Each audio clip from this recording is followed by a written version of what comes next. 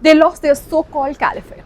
They lost their cities, they lost their commanders, and yet ISIS is not done. In fact, right now they're trying to pull off one of the most audacious second acts in the history of modern terrorism. Now, here's what you need to know. But before that, let's start with the good news, because there is a good news. Just days ago, the United States and Nigeria teamed up for a series of joint strikes that absolutely hammered ISIS in West Africa. We're talking at least 175 Islamic State terrorists killed in just the last few days. US Africa Command AFRICOM called it hitting the epicenter of global terrorism. And then, the big one. Abu Bakr al-Menouki, one of ISIS's top dogs in West Africa, the deputy of their entire West Africa chapter, killed, gone. Man who'd been evading capture for over a decade, steering the group's finance, planning, logistics, removed from the battlefield. And of course, Trump did not hold back. Thought he could hide, he said. America is now safer, is what Trump claimed. Nigeria's military also confirmed the death of another senior ISIS figure, Abdul Wahab, who ran the group's financial networks and arms operations across the region. ISIS checkpoints destroyed, financial networks dismantled, arm caches gone. This is a big deal. But here's the thing about ISIS that history keeps teaching us, and that we need to keep being surprised by. You do not kill an idea by killing its commanders. Because almost at the exact same moment the bombs were falling in Nigeria, ISIS released a brand new propaganda message out of Syria and chilling in its confidence.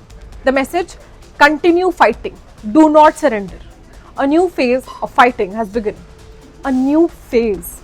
These are the people who just took serious losses, and they're already talking about a new phase. Now, let's just quickly rewind because context matters here. Now, ISIS first exploded onto the scene in Syria back in 2013, expanding out of Iraq into chaos of Syrian civil war. By 2014, they were at the terrifying peak, controlling vast swaths of Syria and Iraq, declaring Raqqa their capital, running oil fields, taxing populations, and operating like a state. And their height, over 40,000 fighters from across the Arab world, Europe, Asia, Caucasus, North Africa, all flocking to join what they called the Caliphate. Then came the military campaign. The US-led coalition, Russian forces, the Syrian army, the Kurdish-led Syrian Democratic Forces. A grinding, brutal, years-long military effort that chipped away at ISIS territory piece by piece. By 2019, the fall of Baghouz, their last territorial enclave, gone. From 40,000 fighters to estimated 1,500 to 3,000 today, according to a UNSC report from earlier this year. Sounds like a win, right? Here's the real catch. Those 1,500 to 3,000 fighters are not fighting like a conventional army anymore.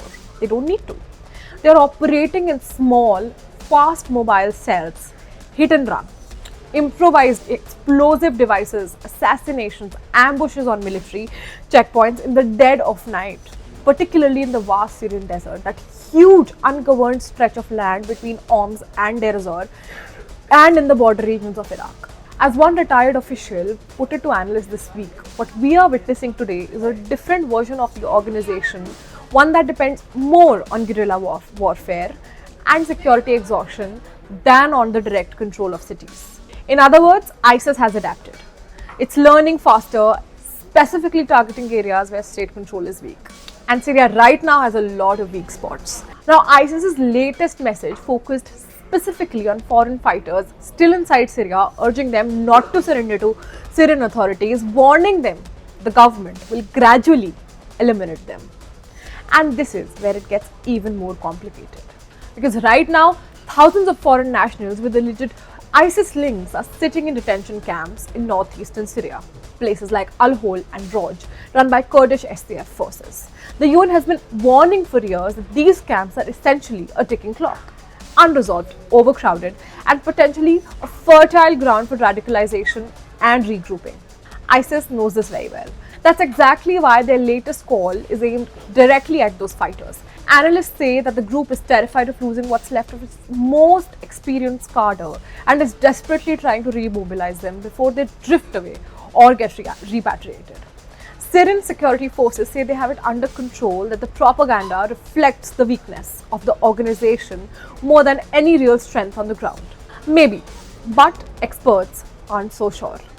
Here's what makes all of this more alarming when you actually zoom out of the situation. ISIS didn't sit around licking its wounds after losing Syria and Iraq.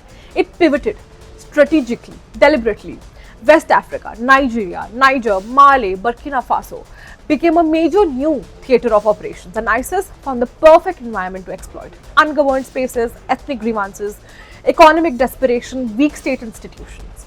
And then something that made it even easier. The military governments of Niger, Mali, Burkina Faso kicked out French and Western partners and turned to Russia instead. AFRICOM, US Africa Command itself, has acknowledged that there's now what they call a black hole of intelligence in the Sahel region. No French partners. Reduced US presence after the withdrawal from Niger. Less visibility, less coordination. ISIS looked at that intelligence vacuum and saw the opportunity, which is exactly why the US deployed hundreds of troops in Nigeria in February, and why these joint strikes this week signal Washington is taking the Africa-ISIS threat with dead seriousness. So where does this leave us? ISIS has taken serious blows. Major commanders killed, hundreds of fighters eliminated. Their so-called caliphate long gone. But this is a group that has survived before, when everyone thought it was finished.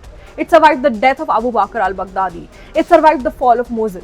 It survived Baghouz. It adapts, it waits, it exploits chaos. And right now, there is no shortage of chaos to exploit in Syria's desert regions, in West Africa's ungoverned spaces, in overcrowded detention camps full of battle-hardened foreign fighters. This new propaganda message from Syria says it all. A new phase of fighting. Now, whether that's a bluster from a weakened organization or a genuine strategic signal is a question that counter-terrorism officials across 3 continents are losing sleep over tonight. And we'll have to wait and watch. That's all for today. I am Riya Girdhar signing off from Times Now Digital.